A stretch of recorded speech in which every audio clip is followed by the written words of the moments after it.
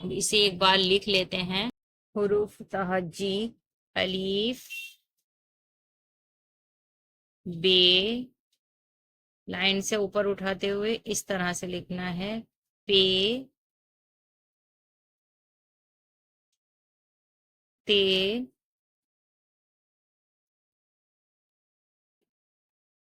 से,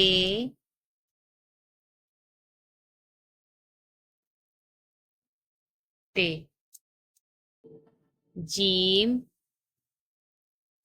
इस तरह लेना है जीम के लिए। और फिर यहीं से गोलाई लानी है जीम की, इस तरह से।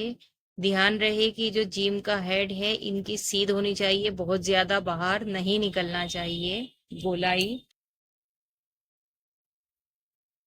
जीम इस तरह से, और इसके अंदर ही गोलाई रहनी चाहिए। चे, ये सीध रहनी चाहिए इस तरह से। ये, फे, दाल लाइन पर, डाल, जाल, रे, रे, जे, सीन, शीन, इस तरह से भी बनता है सीन शीन।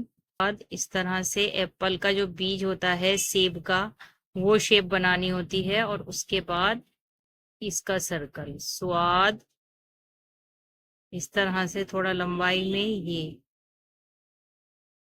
ज्वाद। टोए के लिए हल्की सी शेप इस तरह से जो मैं बताती हूँ, टोए,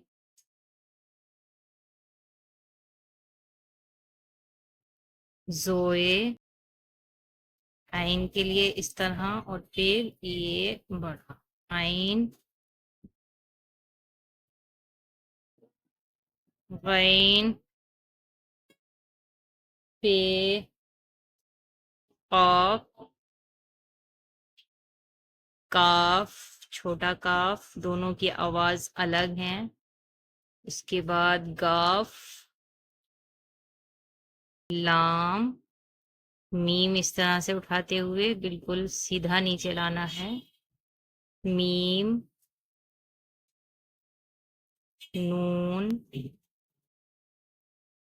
वाओ, दो चश्मी हा, इस तरह से बनानी है।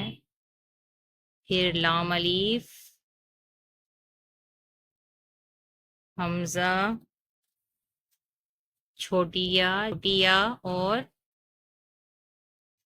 बढ़िया।